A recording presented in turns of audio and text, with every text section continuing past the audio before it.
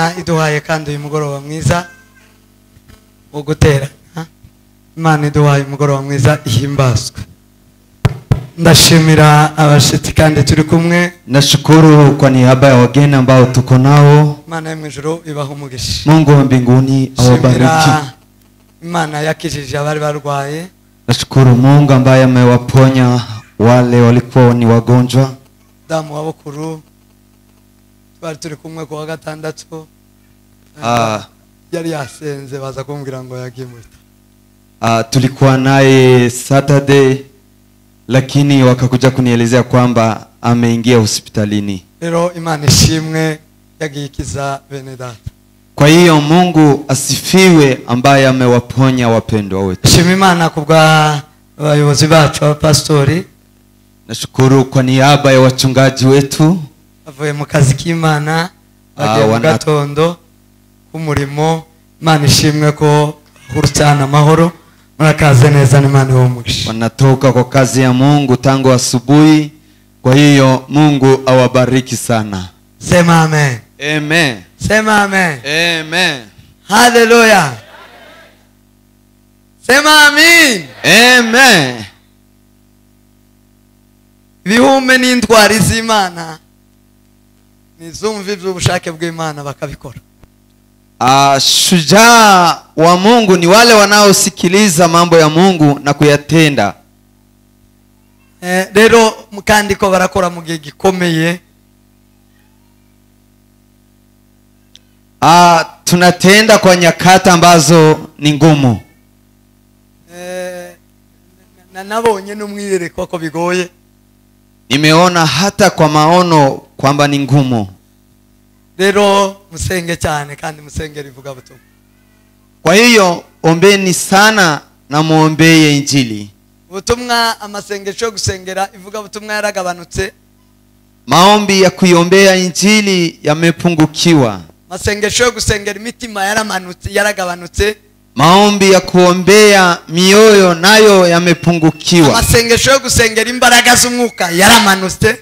Maombi ya kuombea nguvu za Roho Mtakatifu nayo yamepungukiwa. Masengesho asigaye, maombi yanayobaki nayo gusengera indwara, ya kuombea magonjwa, gusengera processes, kuombea processes, gusengera ibiryo, amafaranga, kuombea chakula wala pesa, kazi nayo ni hayo tu. Nuone umuntu arikoza giye masaini.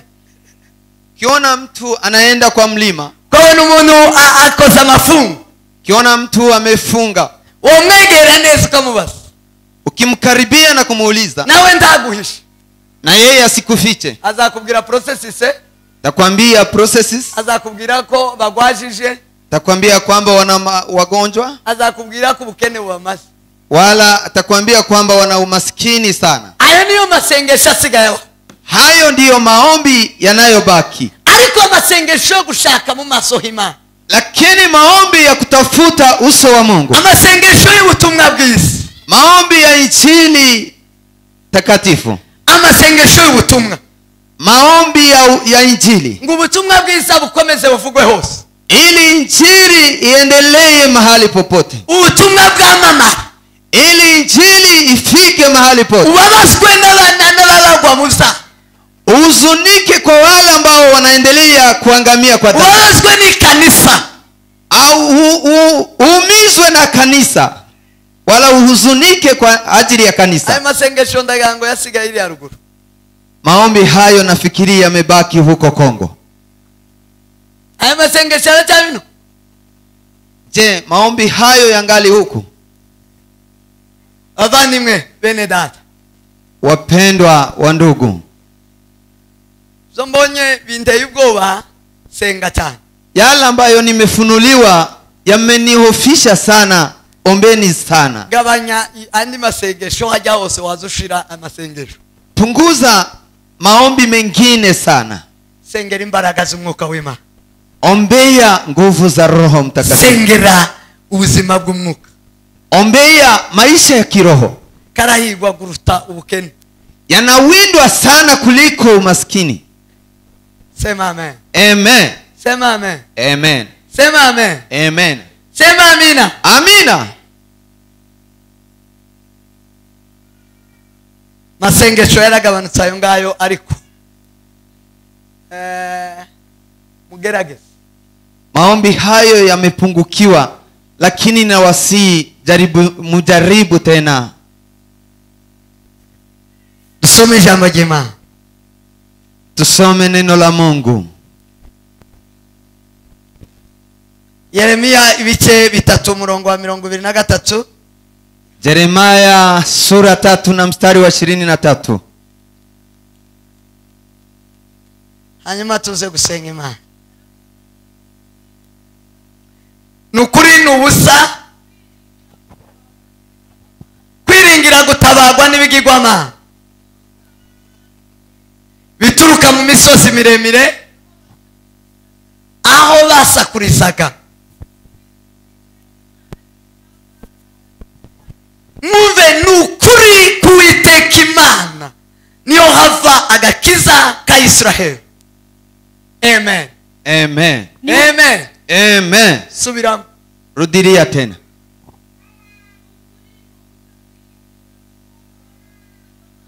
Nukuri nubusa kwiringira gutabagwa n'ibigirwamana bituruka mu misozi miremire aho zasakurizaga. Nukuri kuwiteka Imana niho hava agakiza ka Israeli. Amen. Ni kweli msaada haufai unaotazamiwa kutoka milimani. Makutano yenye mshindo. Msaada haufai yule unayotegemea kutazamia milimani. Makutano yenye mshindo juu ya milima. Ni ukweli wokovu wa Israeli ni katika Bwana. Ni ukweli wokovu wa Israeli ni katika Bwana Mungu wetu. Mungu wetu. Amen. Nakiri jambo jema. Pokea neno la Mungu. Sema amen. Amen. Nakiri jambo jema. Pokea neno la Mungu. Turishimira Imana. Tunayashukuru Mungu. Tugiye kuganira aya magambo. Tunataka kuongelea haya maneno. Dukomerezaho ayo twari dufite mu gato. Tukiendelesha kwa yale ambayo tumeongea asubuhi. Kuvejo. Tangu jana. Twari dufite insanganyamatsiko. Tulikuwa na topic ivuga ngo dutege kubivuye mu ijuru. Tuyategemee yale yanayotoka mbinguni. Tuyatege amatwi tuyuburire n'amaso. Tutege masikio yetu na tuinue macho yetu huko. Kuko ndahandi havaho guhinduka. Maana hakuna mahali pengine kutokako kugeuzwa. Ni mu ijuru kuma. Ni mbinguni kwa Mungu. Ikiva kuma kinachotoka kwa Mungu cyo gihindura umwana w'umuntu. Ndicho kinachogeuza mwanadamu. Ikiva mu kanwa k'Imana kinatotoka kwa kinywa cha Mungu cyo gifite guhindura umuntu mu bushake bw'Imana. Ndicho kinachomgeuza mwanadamu kwa mapenzi ya Mungu. Iyo achumvishije, ikiwa anakisikiliza, yachakiri na kukipokea. Sema amen. Amen. Sema amen. Hallelujah. Dukomerezaho mu gatondo, asubuhi tukaendelesha, twasomye ko nta wundi bushobozi bubaho.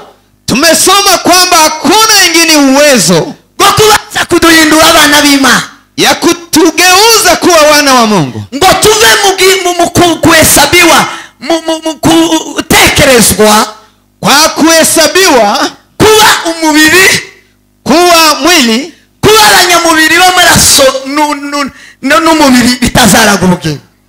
Kuwa watu wa kimwili, nyama na damu, ambao haitaridi uzima wa milele. Paulo akanena, aravuga ngo muri we, katika yeye nimwe duhererwa ubushobozi bwo kwitwa abana b'Imana.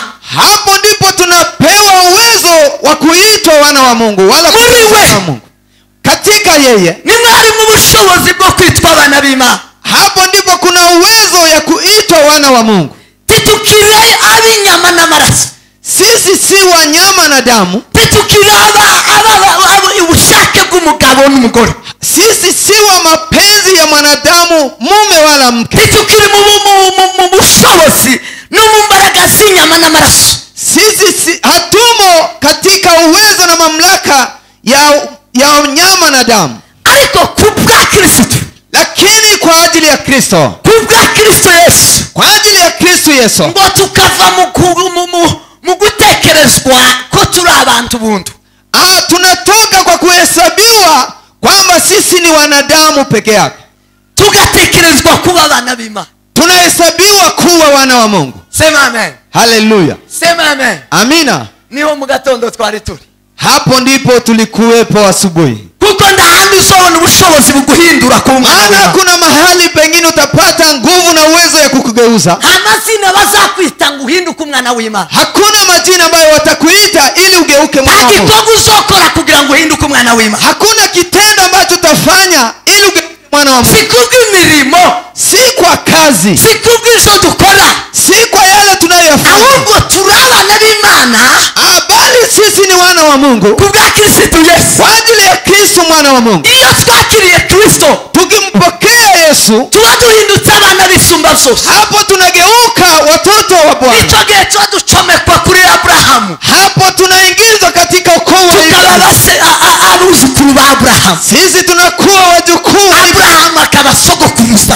Ibrahimu anakuwa babu yetu kubera kwizera, kwa ajili ya imani. Twizera Kristo, kumwamini Yesu Kristo. kubwo kwizera Kristo, kwa kumwamini Kristo tukahabwa kuba abuzukuru ba Abrahamu.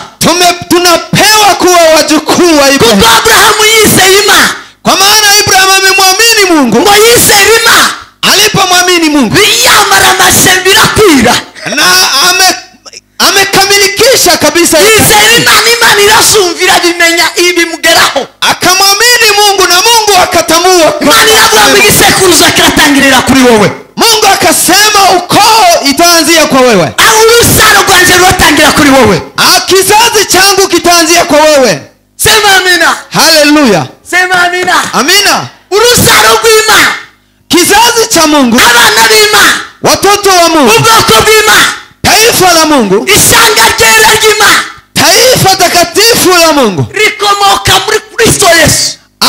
Inatoka katika Kristo Yesu. Abizera Kristo bose, wanaomwamini Kristo wote, ubwo ni bwo bwoko bw'Imana. hiyo ndiyo taifa la Mungu. Abakira Kristo bose, wanaompokea Kristo, abo nibo bafite agakiza, hao ndio wana wokovu, abo nibo bafite ubugingo, hao ndio wana uzima, abo nibo bana b'Imana, hao ndio watoto wa Mungu. abana b'Imana si abitwaje ibitabo, watoto wa Mungu si wale abana b'Imana si abaririmba, wana wa Mungu si wale abana b'Imana si abavuga ngo mwami mwami mwami. Watoto wa Mungu si wale wasemao Mungu Mungu. Abana b'Imana n'abafite Kristo. Wana wa Mungu ni wale wanao ndani ya Kristo.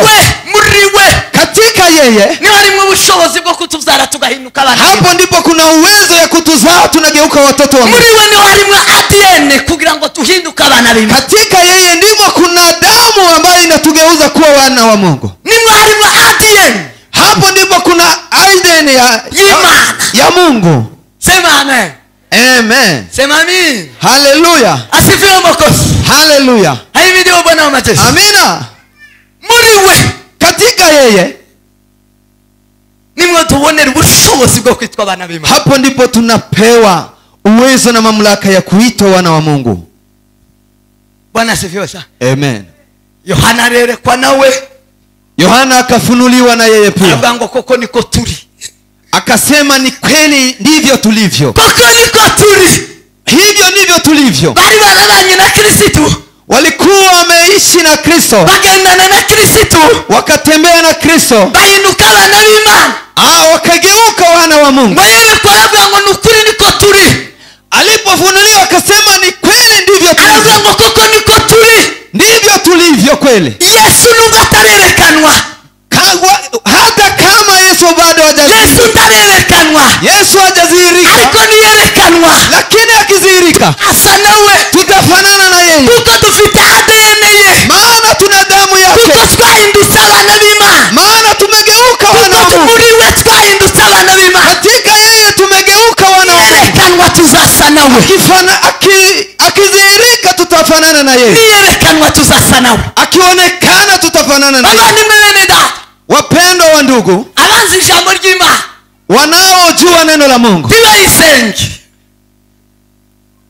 wasiombe, bazapfa bore kwibukwa. watakufa bila kukumbukwa.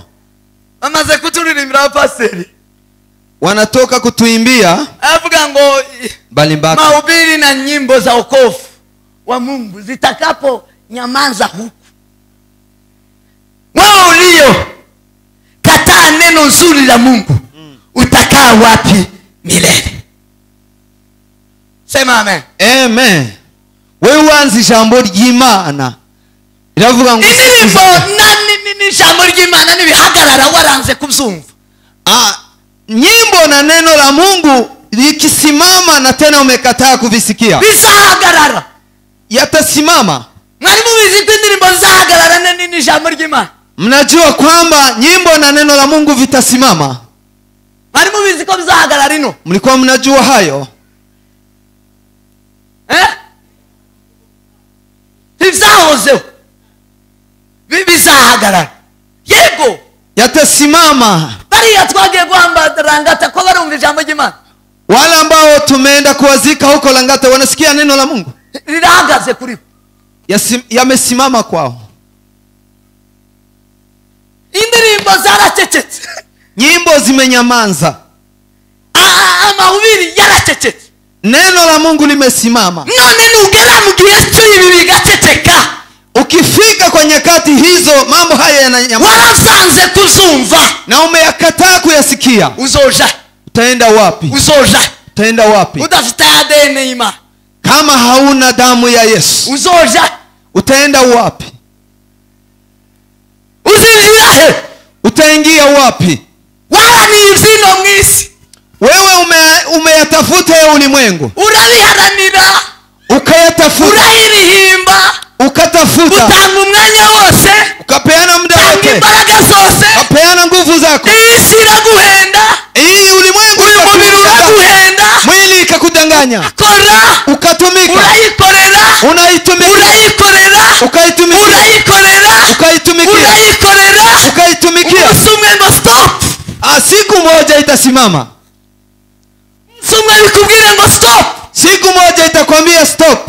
wewe uliyekataa Wewe wanze neno nzuri la Mungu, jambo ryiza ry'Imana, utakaa wapi milele? uzicara hehe iteka? Utakaa wapi milele? Uzaba hehe iteka? wewe uliyekataa kulisikiliza neno la Mungu, Wewe wanze kumva ijambo ry'Imana, wewe uliyekataa kulisikiliza nyimbo za Injili, wewe wanze kumva indirimbo wewe za, uliyekataa na kutoka unatoka tu bila sababu, wewe wanze gukizwa ukomeza gusohoka buzira impamvu, unafanya shughuli nyingi tu duniani, ukomeza gukora gusa imirimo. wewe ni mwenye shughuli wakati wowote, Wewe uri imirimo yawe iminsi yose, umeshughulika kwa dunia hii kila wakati, ukomeze gukorera isi muri iyi si, ukawa na shughuli nyingi sana, ukomeza kugira impamvu nyinshi.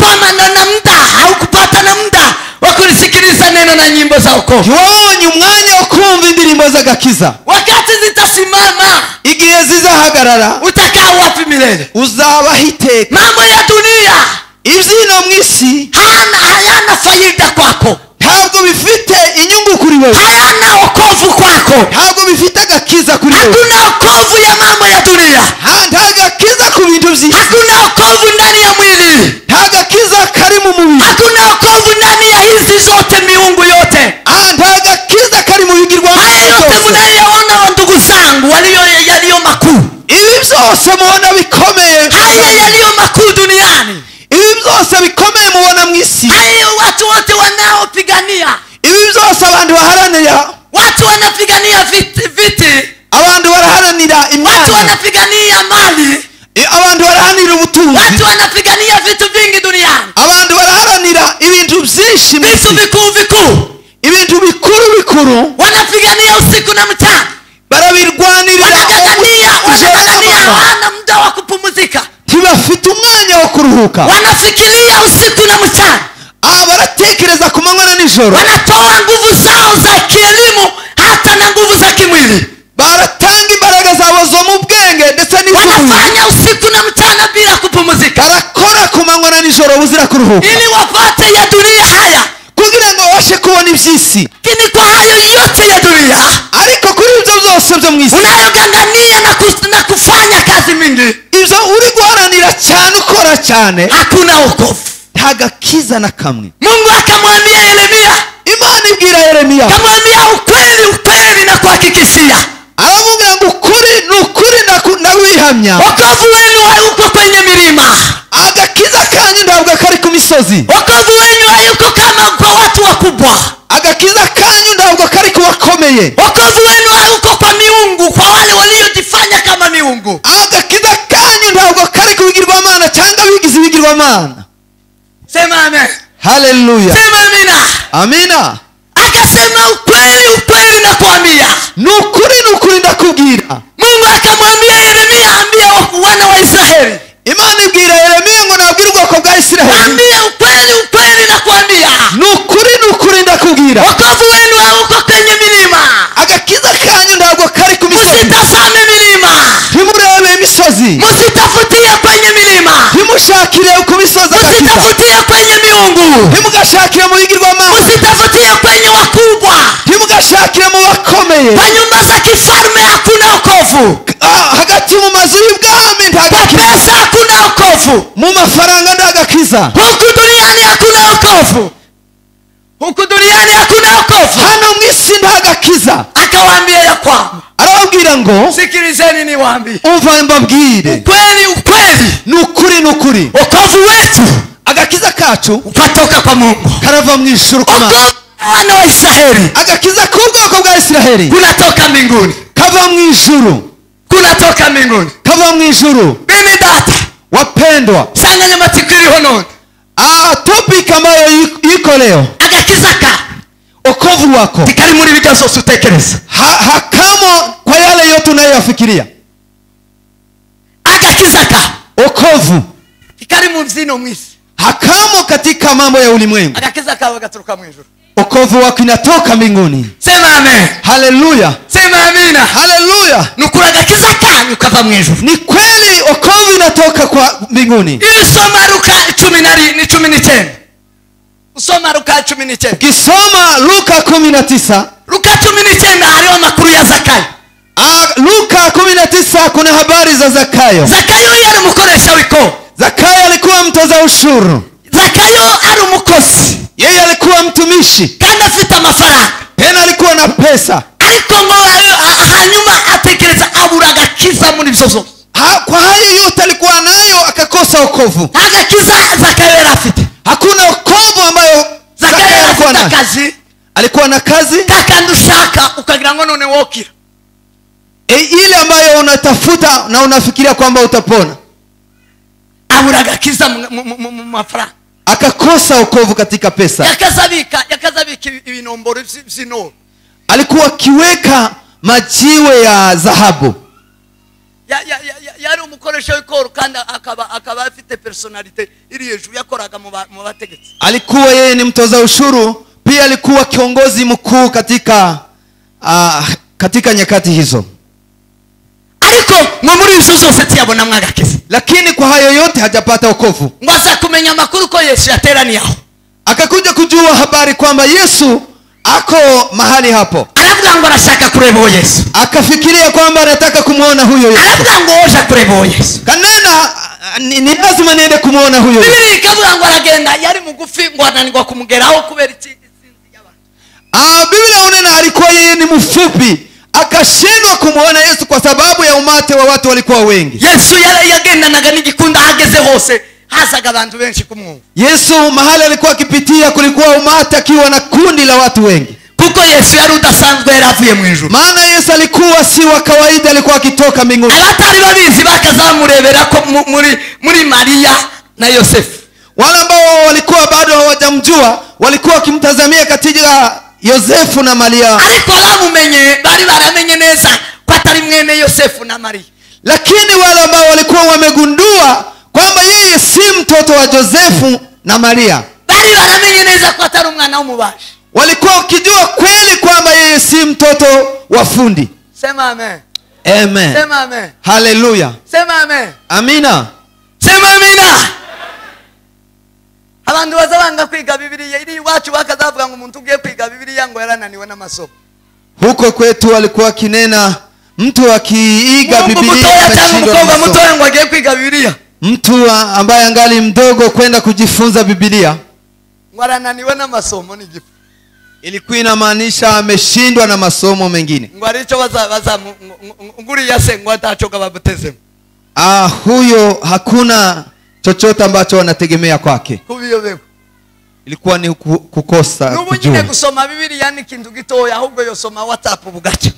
Hata leo kusoma Biblia ni kitu kidogo kwa watu. Mtu anaweza kasoma WhatsApp hadi asubuhi. Kubera kutabimenya. Kwa sababu ya kutokujua. Na Yesu Kristo nuko yarameze. Na Yesu ni hivyo alikuwa. Turimwe ariko timubizi. Yeye yupo miongoni mwetu lakini hamjagundua. Turamugira mu maso yacu ariko titubizi. Tuko naye katika manyumba zetu lakini hatumjui. Yesu nawe yasema Israeli tibamumenya. Yesu naye akakuja katika Waisraeli bamwita ngo nuwa Yosefu na Maria. Wakamwita yeye ni mtoto wa Joseph na Maria. Nazareti. Yeye ni mtoto wa Nazareti. Nazareti kala kajiji gato kabi gatuye yongiyo takizima ngo chova Nazareti. Nazareti ilikuwa ni kijiji ambayo ni kidogo, tena ilikuwa huko mbali na mji. Bakamurebera ngo numunya Nazareti. Yeye walikuwa wakimtazamia hapo kwamba yeye ni mtoto wa Nazareti. Yesu si wa Nazareti. Yesu si wa Nazareti. Yesu ni wa mwijuru. Yesu ni wa mbinguni. Sema amina. Haleluya. Yesu ndiye wa Nazareti. Yesu hakuwa anatoka Nazareti. Bakampuzia hivyo. Wakaendelea barabihinyura gutyo baramuhinyura. Wakampuzia hiyo. Hanyuma umunsi umwe, alafu siku moja, abantu bazi analize basomye. Napenda watu ambao ni wasomi. Nani Nikodemo umunsi umwe aramutegera. Alafu siku moja Nikodemo akamsikia. Yari umufarisayo. Yeye alikuwa mfarisayo. Kandi akaba mwarimu wize. Tena alikuwa ni mwalimu ambaye amesoma. Yari yarije kuri kaminuza nkuru ihenzi cyo gihe. Alikuwa amesomea katika chuo kikuu ambacho kilikuwa muhimu sana kwa nyakati hizo. Maguru ya Gamalieli. Katika miguu ya Gamalieli. Ishuri university ikomeye cyane. Gamalieli alikuwa na university ambayo ni ngumu. Wigiye mu maguru ya Gamalieli yari umufarisayo ukomeye, yaremegwaga mu Bayuda. Yule ambaye alikuwa akisomea kwa miguu ya Gamalieli alikuwa anakubaliwa sana. Nikodemo